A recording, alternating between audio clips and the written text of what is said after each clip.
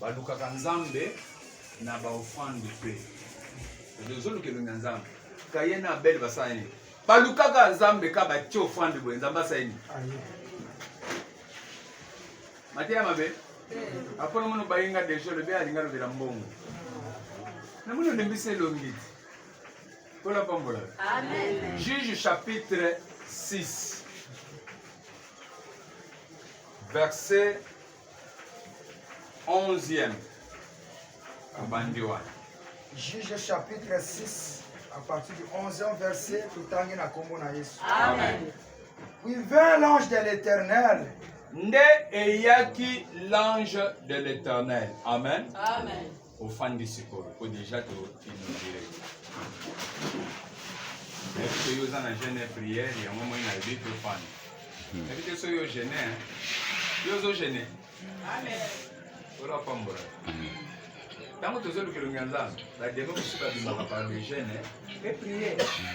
Surtout que le but de chez jeûne, vous avez bêta bêta nanda. Au lieu de l'osso, à quoi c'est? Vous mettez petit. Le but c'est là, mais vous avez un peu de tambour na moi, batindo gauche, batindo droite.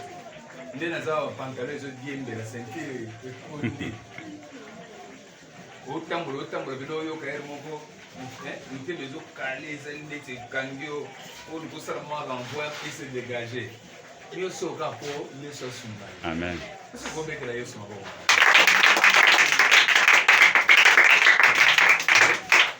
Oui, vint l'ange de l'Éternel. Nde eyaki l'ange de l'Éternel. Quand on dit l'ange de l'Éternel, il dit que le banzambe yé moko.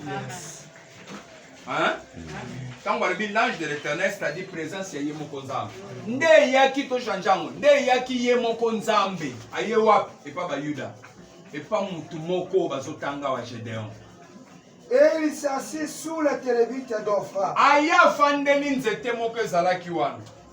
Qui appartient à Joaz. Oyo ezalaki ya Joas nzete wana bilanga wana place de la famille d'Abiezer. Toke Gédéon son fils. Mwana na ye Gédéon battant du froment au pressoir. Abane konika masangu katikati na zamba na pressoir. Pour le mettre à l'abri des mendiants. Kwa bombango bakulu na bamandia mboka wana ya Rwanda ya kobotola bango te. L'ange de l'Éternel lui apparut. Et lui dit, l'Éternel est avec toi, voyant héros. Zambe azana yo voyant héros. Amen. Amen. Pour renouveler attitude à Volukanzam. Amen. Zamba zoyebisa Daniel Nin. Dès le premier jour, tu as eu à cœur de t'humilier et de chercher Dieu. L'Éternel t'avait déjà répondu. Amen. Mais cette réponse est comme habité. Pour roi de Perse na Kanginga, Gabriel na lekate, roi ya Iran. Aboyi na leka. Mais dès le premier jour, tu as humilié. Position yo mikititi na genol. Zamba a déjà favorable. Amen. Peut-être, et c'est tenu à pourquoi les autres autres yo. Ce qu'on quotidien, comme se déclencher quelque chose dans la vie. Amen. L'Éternel est avec toi, Gédéon. Oh, il y a yébakité. Peut-être nous avons. Moment zambako kota tambola na yo oyebate papa. Amen. Osutukaka boy affaire moko munene banosim. Amen. Osutukaka bo banosala likamugo yo. Alléluia. Osutuki boy libana bien. Osutuki boy réussite banopesa mela yo. L'Éternel est avec toi. Amen. Les hôtels c'est nzamba sa komina yo. Et fais ce que tu veux et que ça nini et que réussir. L'Éternel est avec toi. Gédéon yebité. Gédéon lui dit, Gédéon a koyeba makama nzambe. Ayebisi siko muto ayebise bongo. Ah mon Seigneur. Ah. Si l'Éternel est avec nous. Ce qui nzamba zana biso ndongo lobanga que l'Éternel est avec toi. Pourquoi Pona nini souffrance oyo, pona makambo oyo. Malebele na bavi na biso. Tango ozomona ko zo souffrir ozotungisa, e akaloko nzamba zate. Abraham akutana nango. Nzamba longoni amemi eti ayeko komisa place akana, ayebise fanda apeti. Nazana yao. Abraham afandi boye nyonso azaki nango akonsome sili. Abraham amoni ko ndeba sundoli ngai. Mbangu akeiti Egypte. Neto tekisa mwasi. Kama tekisi mwasi nzambe nda ye ko sauver alobi te. Balobaki boye te. Bozo msolo mwasi na ye. Nda zongisi eti abimi na bozu nyonso abimaka na ngwala. Mais Nzamba qui n'a pas eu de Nzamba ça n'a été. Nzamba koko za na yo mais ozo kuta makambo zo compliqué. Amen. Mais on s'en Nzamba. On va Pierre ba kolobani. Yemo Yesu Nzamba za na bon Nzambe. Azo makambo te. Amen. Ki mo Kristo lobite ke makambo ko za na te. Et puis makambo de tali sakake réussite ki mo Kristo no sala nini o mataka. Amen. Soki ozo kuta na makambo te na ki mo Kristo Nzamba satana yo osaka camarade satana osaka na te. Ça va compter côté. Ce qu'on a ensemble, faut que tu aies un menace yo. Faut que tu aies bitumbeza, mais ba ko salo guerre, ba ko longo. Amen. Quand la guerre ba ocha, des on permettre escalier on mataka ba étape. Amen. Amen. Pourquoi boye? Ne bituna to zaka na réunion. Mutako ya kocha wa kuti ndeko to zana place ya mukeboy. Kasi nzambe penza zao. Kasi yo zalaka na problème to ko ta prier ndo yeba nzamba za to nzamba. Amen. Somo. Ça n'a pas de problème. Tout le que lorsqu'on a, nous y est banzamba zalaka, toi azate.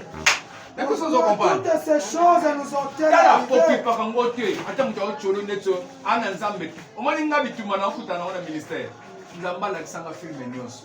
Na mona na obenda remorque ya 48 pieds. Na banda na mona ekeko lumumba.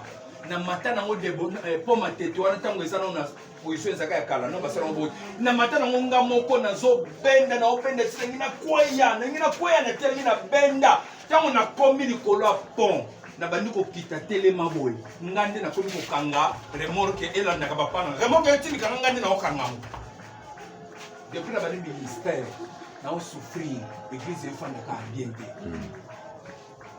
mais soko landi livre nyoso na nango okondi makenga na souffrir jamais mais nous kana na vision nzamba sapesanga elobela kanga ni shoniko amen anda kolanga bazao bazaka baoneka bakutanga na obeta do na okipete pona ni nazana orientation destinée nzamba la kisanga ayebisa Paul oko souffrir pona évangile tellement komona siko muté bonga sande mona yo ba uta okanga dernier mois na mois d'avril ya ne passe ba ngone sobaye bakangi nga pona prière nde loko na longola matongi na nde na yeboy tina ndenge nzamba bisinga yo na lobaki fonso masuka matongi naza ko se préparer tati ba janvier fona son sima tu mais bakangi nga na sale lote des jours na lali na kasho ya kalamu wana pona kende makala makosa ni ya makamanza na buto ba okanga na tongo na loti yango. Mais il serait inévitable pour nous embattre dans bon. Na aussi na salle yango prière. Na tongo to na muti samedi le 13 wana. To ke campagne moko na voici l'homme na kinkole. To sali campagne ngam na tanga voici l'homme na Bible soki to tambo na ba pasteur. Na tangi Bible na salle ni ndoto wana offrande. Voici l'homme assemblée linga ke danger za la terre. To silisika prière boy. Ngamu te boso na wole la okota na jipo voici l'homme rouge. Bagumbi kiti na koti na kila faina sima ba musupe ba faina bia na kende da Philippe depuis moi yiba na les gens benganga oh ndiko na somo kazana na keko victoire wana nda pesa to numéro na yo ya ko sambelela ye mutema na ngapeti nganga na kena ken tina voici mto koti embouteillage no to beti ngo po soda za ka zo panda nzela to yeti na kiti na 7e na zu transport na komi victoire na obenga pe batongo ngayo na komi awo na komo kana okitani bosa komi no wana ba bimenga ba tennis civil mukamate bala sa mandat ya mene oh ofinga ki moto na binzambe papa na ngapa mukonzi na lobi na benga ameki abenga asona batona telephone ba mukonzi mo ebi principe le kasi to zuye mo to tika ezate manana mene zao donc le quoi ba pesa manana mene to zuye mo to tika ezate baganga na 17h55 minutes ndena okota na parquet tant on a côté la prison ba prisonnier ba limba wole la ngaba ndo contourner na ba veste ba mo ba ndo swan boyo ka bien na pasteur ba aussi mane ni ti ba tikinga ba ndo so pas ça ba yeba pesinga place tant kana fandi na beton moko wana na kati ya prison na cheka mutu bana bi ah seigneur tant na cheka mutu ah seigneur ndoto ya tongo ya ba 4h ezongi ndoto na mona nke na fandi na ba shege ba ofinga ba bêtise ba ngela ba diamba ba osala boye na sutuki na ndoto na ba nosana na binzambe ngana ko pengwa yango loko soka ngela nga est-ce que mikolo ngana fandi na bato yo sécurité na sali na offrande mais ça inévitable faut les kawana pour ba yebi yo za ndenge mo na bato nyonso te ndio moni nzamba pesanga don ya parole. Amen. Ngapa moteur na débrier raté. Les a don nzamba pesanga. Amen. O ba yebisinga ke nzamba pesio don ya parole pour usala défense na ye na monde entier, na monde entier. C'est pour cela que nous avons la vision de ngeza ya mukete ya mune ya mune. Église to sambe na mulini na ochonga na YouTube pourquoi? C'est que non mona musika. O nga na mona. Donc na ko sauter ka ba escalier na minute o pour na pumbo kamwe na ko distance na yo. Ona ni na sana vision nzamba yebisanga. Ya yo destiné zangi. Na tuna kiyo depuis na bana mercredi. Ya yo nzamba loba nini. Omani bana atandi ba okola bebe dedi. Makamu nzamba bongisa ya vie ya mutu nde yango vi na yo. Kolanda lo yenga batu te bozo tamala bo sala ba je. O nzamba loba nde yango. Bituma famille yo botami nde zo tu fe betol na biso bebisa. Amen. Siko so lingi makamu ya nzambe teke aspect spirituel nzambe ye sauver yo vie baby. Amen. Bakobungisa calcul non yo se répertoire de baby ozokuta ke oboti bana bana ba minute no kopam. Mais pour nani? Pour vous tenir qui compte ta comme yeba que je suis qui? Il faut na bundelo kwa ne sala. Amen. Ils ont jeté. Ils ont sérieux. Ils ont responsabilité na yo. C'est-à-dire la part de l'homme existe. Quoique Zamba bon sait que yo vous allez songolo, mais ta part existe. Yo me vous allez quelque chose. Yanga ko se maintenir pour na terre. Nzambe va fonctionner. Ya ko lukana inzo mayela ba mikolo msusu. Nzambe va fonctionner. Si na boyi na sa négligent na sa lâche. Na ko yeba ko te bien te. Na ko sa négligent na lingi église na lingi prière te. Nzambe ko sopela ngai monter na ndeti mai. Dans la Bible papa, songa presonolo. Ce qui nzamba sa na biso, pourquoi makambo nyose comme la biso? Pourquoi toutes ces choses sont-elles arrivées? Et où sont tous les prodiges que nos pères nous ont racontés?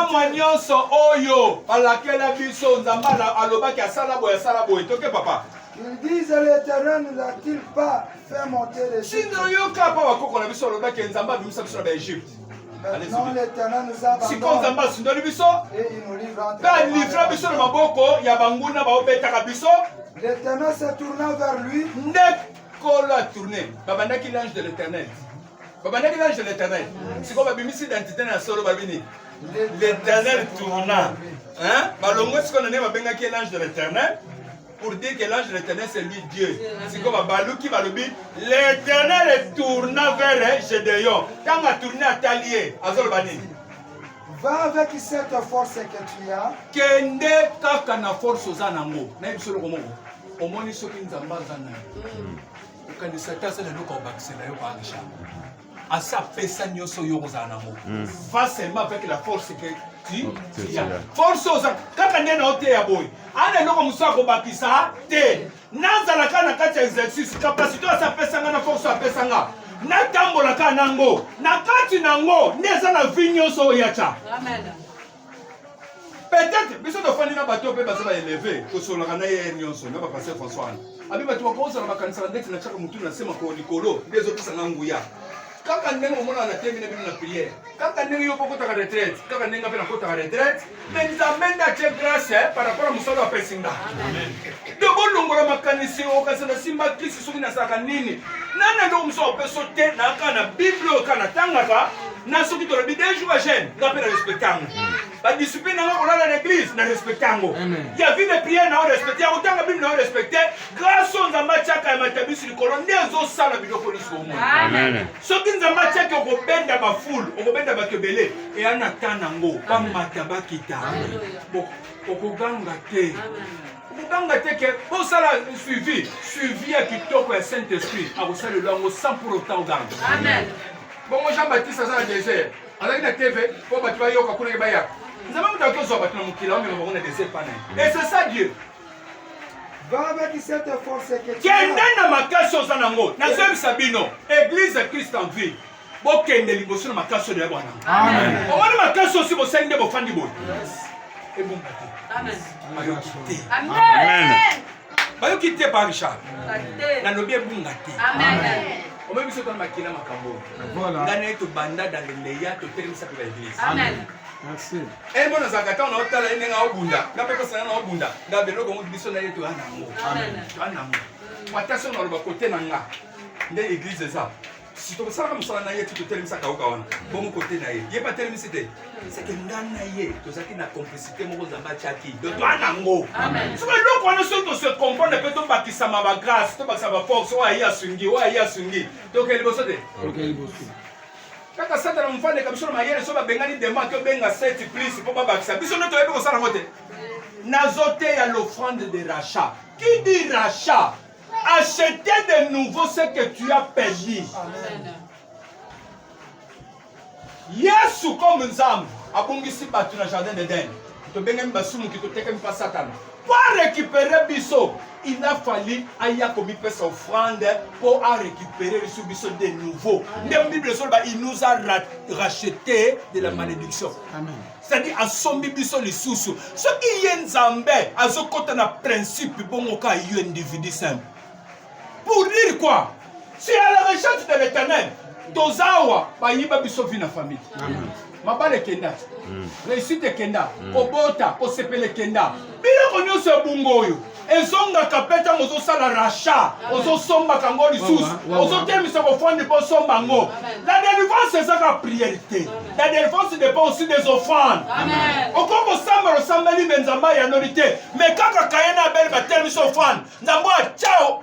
Et puis qui solo a sauté jardin d'Eden ayo kutana na bango azobonde la petit cahier azobisai petit cahier bongisa na sepela na yo mais mutaseli mabe pourquoi so bonde ressources merci amen bokende na force bozana ngo amen bobungisa ngo lisuta omoni prière ya lilo sozwi avance avec la force que tu as eu on néglige sous priorité on va lobby fe yawa yo be mbula likolo mupepe kote la biso kasi somba ka tolo to cha pembeni somba pe tolo mususu to cha pembeni kiti boiti qu'est-ce que ça passe tolo mo ka 3 mètres kanga biso tikunati to kiti sa mo mpanzi boiti kiti na likola tolo wana mupepe kote suite kote opeto kangango ekota te kote opeto kangi ekota te ata mbula eza na yebi so na sina kote na bana na ngamo eto pola exact na ko ya avant na milaleli merci.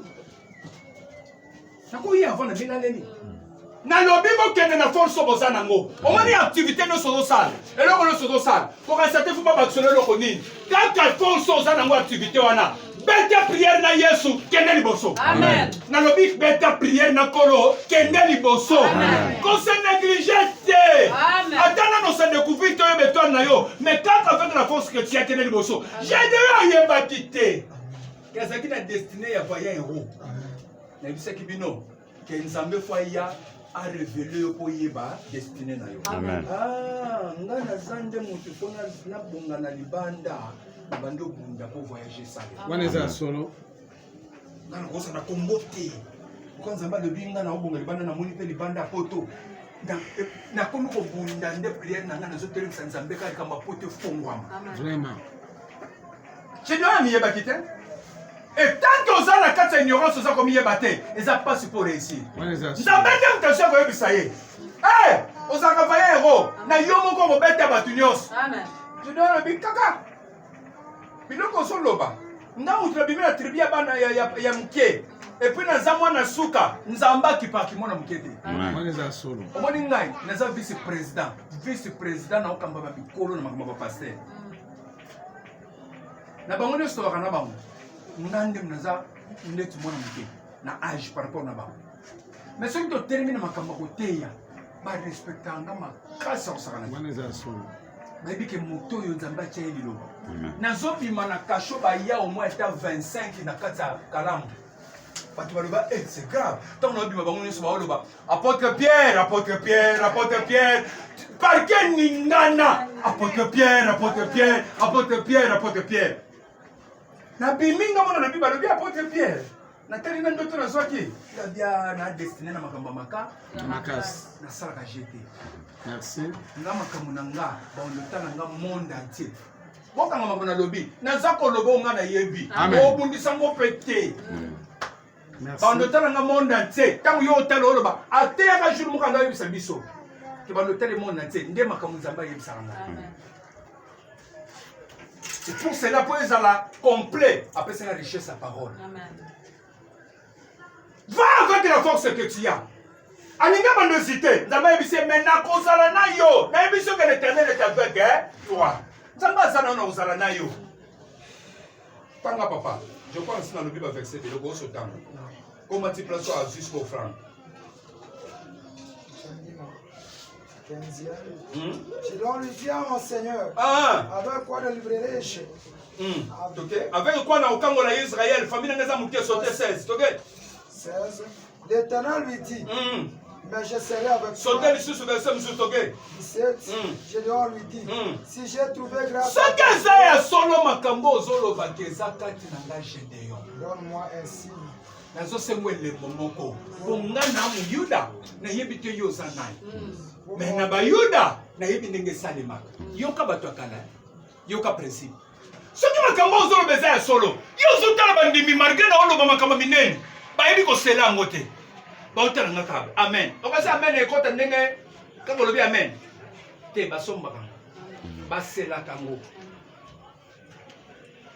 mani baeglise wana mosusu wana omona soki paster alobi eloko econcerne vi na ye ayemba mo pa paster apesi eloko paster alobi ekota kati na ngo c'est ça la bénédiction nazoprononce babénédiction yo ozotalangaka amen amen ozwa eloko te eyeleko mopepe moto aselaka nde azwaka abraham nzambe abimisi alakisi etala baetoile tala ndenge oyo ozala apres abamasani atelemisi hotel asali offrande mpo erate te asele yango jeda azoyebisa biso bayuda toyebi nde makambo etambola lokolo olobi makambo oyo ezalaka kati na ngai nayebaka te il faut nasele yango kobuja awa te fanda awa zelanga lekelo ozofanda nde eloko tosalaki dimanche tosalaki ofanda nini yakotelemisa nzambe oyoki nzambe ndenge totelemisaki ye oyoki ndenge totelemisaki ye peut-être ozawa ntango mosusu oyoki yango ka lelo dimanche tosalaki offrande moko ya bien ke motu nyonso atelemisa nzambe ke nzambe mpo na likambo songolo mpo na mobali nanga mpo na mwasi nanga mpo na bana nanga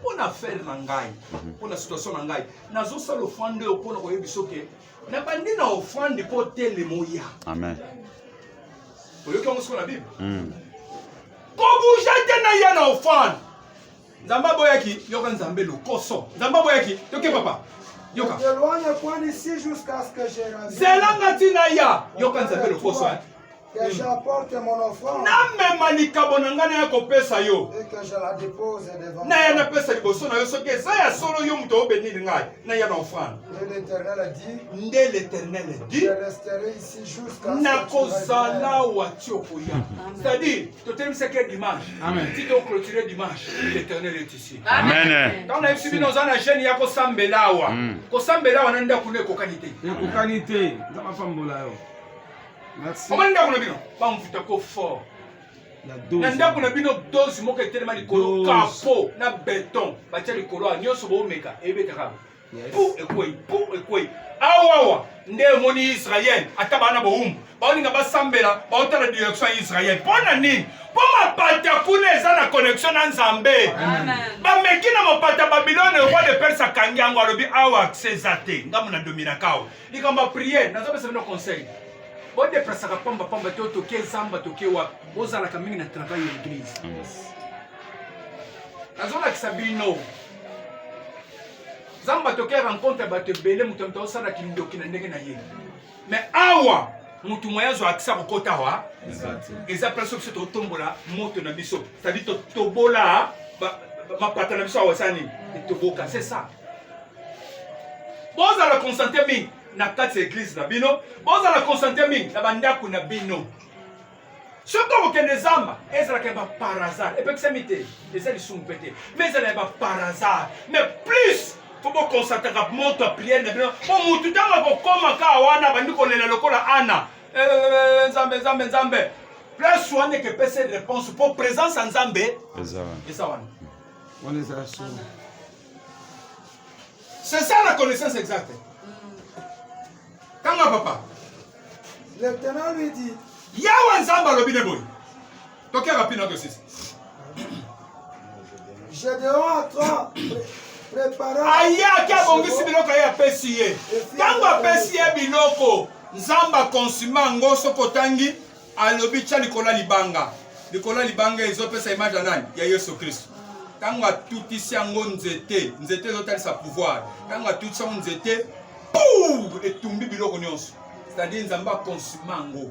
C'est-à-dire nzambe andimi yango a recevoir yango. Tanga konsuma yango mbala moko, pou alimwe. Tanga alimwe nde Gédéon sutuka bien. Ezaki nde nzambe nayebaki te.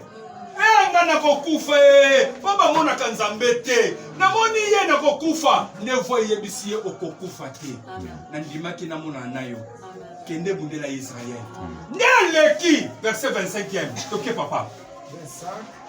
Dans la même nuit, tango eleki na journée zonga yepe na événement nyonso. Na butu tango alali. prends le jeune taureau de ton père. Nzamba ye. Azo ebisa Gédéon boy na kata ndoto. Gédéon, omoni pourquoi na tuni bino na aloti ndoto. Kobanga te mutu apesa nga transport le to sambela pona. Église mumbe sambela pona. Ne to sambela ki pona kuntu o ya lodi. To sambela pona. Nzamba ye na butu na zoroba nini? Gédéon, natindi yo kende kobunda. O sala musala na ngai, o longisa peuple na ngai. Mais problème ezali. Nde ba problème tozana. Nde à la recherche de l'Éternel. Quoi qu'on y ait pas nzamba za na posa sa no musala, o boza na pe serviteur. Mais ba problème ezali. O il faut essayer yo reconnaître ngo pe otetango. Nzamba zo bise, zwa les jeunes taureaux de ton père. 1. Offrande liboso, ngombe liboso. Et à ce corps taureau, Yami Bale, il y a 7 ans. C'est-à-dire, il y a une année, il y a Mouké, Yami Bale, il y a 7 ans. Ni ne l'équipe mounine. Chiffre 7, l'équipe mounine. Donc, on est une offrande. C'est qu'il y a 7 ans, l'équipe mounine. Ça, il y a une année, Yami Bale, il y a 7 ans. Fais quoi? renverse l'autel de Baal qui est à ton père. Quoi, il y a ça qui va nous la famille à Tatana yo? Oh, papa n'a pas magicien. Asalaka? Bonganga, nakata mboka ba yedi papa na bango nganga. So nzamba ya kutani na ina moy, Gédéon salo fan. Tanga salo fan. C'est-à-dire tel nzambe. Amen. Nzamba ndimi ba pese mission que no sal. Mais nzamba zio na butu pour le rappeler. Atana tindi yo. Obosa na bitumbo te foko isango. Bo ya peur que OK. Mais oya si me benda yo. Boza na échec. Il faut prendre soin ya likambo yo. Pour que ne madame, quoi ça pouvoir la famille. Amen. À 95% de famille famille ou te baby sibiso. Ah oui. Vanessa solo. Vanessa solo. Problème na yo, eza origine. Famille to bimeli. Ah oui. Papa na bino, maman na bino, mobali na yo famille na ye po bolingani makila na bino ngezo sangana. Nde yango ezo dominer kwa vie na biso. Amen. Zambe, ndenga sala makambo. Diable a simbe na batu nyonso à partir ya origine. C'est ça. Nous avons papa songolo, maman songolo. À partir de makila na bango déjà bakangi biso. Satan a sa biso. Nde yango zo tout fait ce que toi na yo ataba lobo sala mutu nini et pour bloquer yo. Ndama zo prendre son koloba. Quoi isa hôtel de Bali ya papa na bino, la PC signe ya enfant du beau ni balé. OK? Et à bas le pied sacré. Quoi isa? Qui va continuer c'est ça wana? Tu bâtiras ensuite. Ah! Ce que yo détruit après hôtel Missa, hôtel Moussousou, Yassika. C'est pour dire quoi? Ce que ça n'a pouvoir, moi, c'est tellement la famille Dominaka. Tous obligés à quoi ils s'en vont pour pouvoir en embêter les massicos. Amen. Si qu'on peut tellement, domaine de simbi à la recherche de l'éternel, l'offrande de l'achat. Il y a qu'on racheter le quoi c'est bunga. Tous autres qui ne sont quoi ils se chèquent. Pour que ce soit victoire, il y a l'ibala, il y a misala, il y a réussite, il y a makambebele qui toko. Mais il faut tout tel misotel selon le principe na offrande. N'entendez pas banaye. Quoi ils sont la famille? Il y a papa Nabino. Renverse l'autel de ton père de Baal et abat le pied sacré. Tu bâtiras ensuite et tu disposeras sur le haut. L'autel de ton Dieu. Et tu prendras le second. C'est que liboso pour détruire. Asali la kitoro ya liboso. siko second taureau ezalaki ya age nini 16 ans siko azoyebisa ye mpona kotelemisa siko hoteli ya nzambe ke nzambe aya ke nzambe abimonisa makoma otambola na yo ozozwa siko le second taureau ozotelemisa nango nzambe et tu offriras un holocauste avec okosala yango likabo sikoyo epa nzambe c'est-à-dire quoi na kati ya bitumba ya famille bakendaka maboko pamba te bakendaka na priorité pourquoi parce que derrière bitumba ya famille baesprit ezalaka ntango nzambe azoyebisa eke tu dois détruire mais fo ozala na ofrande ya kodétruire mpe ofrande ya kosala nini ya kotelemisa hotel me kokuta bato bazosala prière bayebisi esimba ofrande moko okende kopanza prison nyonso soki bakanga quelque part epanzana amoi neti akoma na stratégie wana abeta biso requête ya suka asalisa biso offrande après lisusu ntango asalisa biso offrande volontaire après asalisa biso appel de fonds ndasi na comprendre stratégie wana soki asengi oyo ya kobuka na kopesa te nazelaka soki asala appel de fonds to offrande volontaire nde napesi tu te détruis toi-même oza komiboma pour rien eza combien oyo opesa eza combien oyo opesa autant nous sommes que yango te bongisa bato nyonso combien opesa jedeyo kozala maboko pamba te nga mutu nayebi principe nga nzambe ofrande ya liboso eza mpona kobundisa mpona kodétruire mais mpona kotelemisa nga nzambe ozozwa ofrande ya mibale ya 7 ans wana pourquoi mpo na kati ya bitumba ya famille pouvoir ya famille ndenge ezolanda biso ekonza biso derrière ça il y a la présence des esprits baesprit bakoki kodésintéresse bango te main vide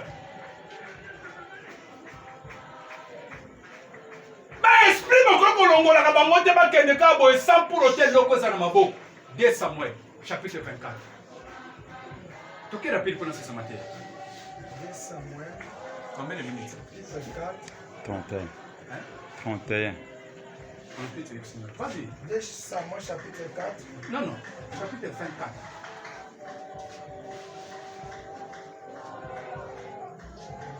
24. Bandaka verset 5 et 6, Bandoki. Allez-y vite. Ils passèrent le Jourdain et ils Roi David a fait Kaboye, Ayoki Po Salobi. Mukonzamba Kaza. Yaka, Zona na Mutunango, intendant Nango. Botambo la Israël, Mobimaboke ne kotanga nombre à battre. Na église batanga ba divinité. Ils ont péché grave. Ba maman de baoye belé, ba maman bazali au moins 50. Ba papa baza 20. O ça une somme grave. Nzambe, azana posa beta Israël. Parce que David a fait l'erreur. Ba tindiki spirituellement, ayoka posa ka raconter ba population.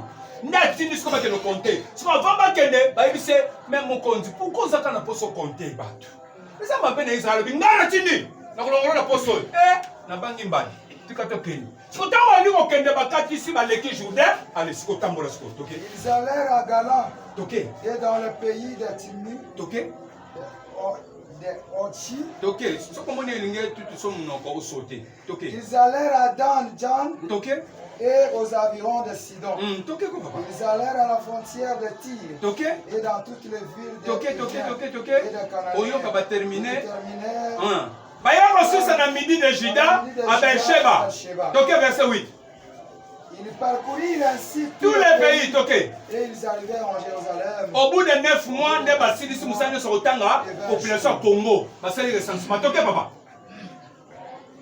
9 koko yoko bosa na kate. Oyebi ke Joab avait remis au roi. Atangi batunyo sa ya pesi roi. Nombre batunyo sa atangaki. Il y avait en Israël 800 000 hommes de guerre tirant d'épée. Et en Juda 500 000 hommes. Toké, papa, toké ozola lisa, toké. David sentit. David a 100 ans ma pesi eka mukanda. Ke batu baza 10 millions d'habitants na kati ya Congo mobimba.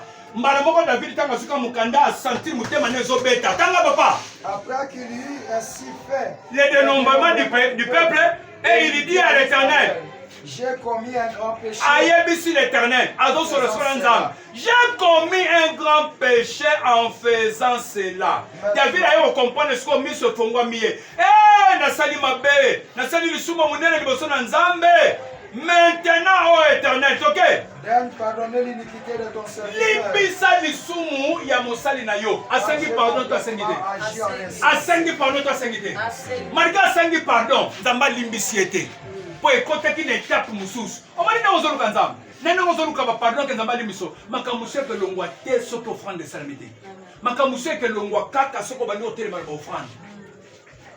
Namoni bo se prendre l'eau na hotel. Amen. Makamusu ke longwa te soko otelema ba offrande te. Nde matia lelo eza l'offrande de rachat. Ozolingo sombe loko moko lisusu. Nini ebunga? Na ko expliquer aux compagnons que quand est-ce qu'on peut faire l'offrande de rachat? C'est tout ça on a très Amen. Tango papa, toquez rapidement. Le lendemain, quand David se leva, Tango David a la mouki rapide. la parole de l'Éternel fit à Nsamba zotinda sikoyo, prophète. Atindi prophète epanaye, azoyebisa yeboye. Dire à David, Yebisa David. si parle l'Éternel, Nzamba lobi boye. je te propose 3 fléaux, Na proposo yo bapasi misatu, choisissant un, so pona moko. Na bete yo na moko, Gala alla vers David, ake koyebisa pe et David, lui fit connaître ses ayebisi ye situation nyonso. Sans vêtis 7 années de famine, Nzamba loba ningi 7 ans nzala. ou bien 3 mois de fuite, To pe 3 mois okimaka kaka banguna baolandaka yo. ou bien 3 jours de peste. Ou dans bien le pays. 3 jours ya coronavirus, soki ezioka kozokufa. Maintenant choisis Sikoyo pona, et vois ce que tu dois répondre yebisanga nini mpo naloba. à celui qui m'envoie. Oyo nayaka nayebisa boyo atindinga. Toke papa. David répondit à Gad, David ayebisi prophète boye. je suis dans une grande angoisse. Naza na pasi makasi oyo ekangi ngai. Oh, tombons entre les mains. de Tokwea kaka na l'Éternel. maboko ya Nzambe ye moko mpona beta biso oyo alingi. Nga na kosala shwa te. Ye mpona kaka kobeta biso na nini mpo ye aza na mawa moko eza monene. Aponela sanso alinga betela biso. Toke papa. Mais que je ne tombe pas entre Nakwela les mains maboko de bato l'Éternel. te ennemi elandaka nga panda soki seta tokwela maboko ya Nzambe toke. L'Éternel envoya la peste Nzambe atindi coronavirus depuis le matin mpona 3 jours. To coronavirus ebandi na ntongo jusqu'au temps fixé. ntina ntango Nzambe afikisaki ya 3 jours wana. Toke papa. Et de Dan à Beersheba, Tokei il papa. mourit 70 Bato hommes. bakufi ndenge baoyoka coronavirus. Bato bakufi toke. Comme l'ange étendait la Oh, comme l'ange abandaki kotia loboko kota na Jérusalem mpo boma pour détruire. pas détruire. C'est ça papa na lobi. C'est là ka L'Éternel cool. se répandit de ses mâles. Tango ange wana alinga kota na kati ya Jérusalem mpo boma. Nzambe ayoki mawa mpo alobi capitale ya Israele yango oyo. Nzambe ayoki mawa. Tango Nzambe ayoki mawa, Et il dit à l'ange Nzambe ayoki yo qui mawa. faisait périr le pays. Mateyi oyo Nzambe ayoki yo mawa. Omoni ange oyo alandaka bino azo détruire bino. Nzambe ayoki yo mawa mpo apesa connaissance oyo. Nzambe alingi na mosala oyo mawa ayoki yo eza mpo ayebisa motu asalaka molili oyo ase. Azoloba nini? Toke tanga. Alobi nini? Il dit à l'ange Ayebisi ange oyo abandaki koboma bato. Bato bakoki komona coronavirus. Bazomona ke bato bakokufa. Mais derrière ça, c'est un esprit qui agit. C'est un esprit qui agit. Tango monde spirituel eyebaka kosala eloko bakotinda ta mosu esprit ya pauvreté, ta mosu esprit ya infirmité, moto abukani makolo. Mais bozomona abukani makolo. Mais eza esprit moko moto esali nini? Bino baomonaka makolo bobeta batonga bosala boye. Tango bakodécouvrir te que y a un esprit qui fait ça. Mwana atikali mpe bongo. Il y avait un esprit nde ezoboma. Tango akomi soki akota na Israël, Nzambe ayoki bango mawa. Basa pepe na ngana ko nikola bango boye te. Nde Nzambe azopesa ordre. Mutu moko na poko ya Nzambe fa pesa ordre. Amen. Azoloba assez. Qui dit assez, c'est-à-dire ekoki. Amen. Stop. Amen. Quand on dit stop ekoki, c'est qu'après stop, bako peut continuer. Amen. Nalobi après stop bako continuer. Amen. Mais pour ba continuer te, Nzambe azopesa principe. Azoloba assez ekoki. L'ange de l'Éternel était près de l'air. Ange wana zaki pembeni ya elanga ya mutu moko awa. Ok. Des Judiciens. Toke papa. David le voyant l'ange. Nzambe afongoli David miso. Nzambe afongoli David miso pa mona kezaki na ange nde azoboma. Dis à l'Éternel, David abandi koyebisa Nzambe boye. si j'ai péché, Ngande mutu nasumuki. c'est moi qui suis coupable. Ngande mutu naza coupable. C'est brebis. Bato mosusu bazalaki coupable, mais biso nde moto azopaye le prix lelo na kati ya famille. Que ta main soit donc sur moi. Nalobi bato mosusu moto bazalaki coupable makambo basalaki. Bango moto basala ba inceste, mais lelo biso moto ozokende kopaye ba prix. David alobi ngande naza coupable, mais pourquoi ozoboma peuple o Nzambe? Nasengi o pardon limbisa Nzambe alobi na kolimbisa lisusu boye te. Na mabe osalaki oso consommer infraction. Po infraction esila tala principe yango. Toke papa. Que ta main soit donc sur moi. Loboko na yo boma ngai na bana na ngai roi. Pourquoi? Pourquoi ozoboma peuple oyo? Ces jours-là, garde va auprès de David. Ndemba na moko Nzambe ayebisi prophète. Montez-le vers l'autel à l'Éternel. Nde Nzambe ayebisi prophète. Nayebiso. Amen. Offrande de rachat. Ya mate ya lelo. Nzambe atindi ngasi ko na yebiso na beso mayele. Elo otosana pourquoi? Amen. Kende yebisa David amatana elanga wana. Place alingaki na bonzelanga.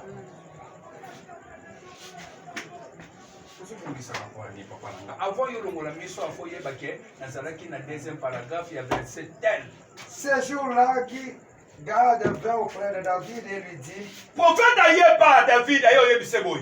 monte Ngape no zeyo biso boy. et élève un autel à l'Éternel dans Totele l'air bisa poteli d'Avana. moko ce soir pona Nzambe. David montant selon la parole que garde, Soko yoki lilobo nga na olobeza nde uti pa Nzambe. comme l'Éternel l'avait ordonné. Ndenge Nzambe alakisi na Bible yango nga na olakisa yo. Amen. En revenant, regardant, et il vit le roi et ses serviteurs Toke papa tanga koko nazonga na memoire rapide mais yo ringite. qui se dirigeaient vers lui. Hein? Et Avana sortit à ses Mutu moko mbongo abimi akutana na David pa yebi kaza roi aluki apesa David biloko nyonso. Mais David ayebisi ye pas question.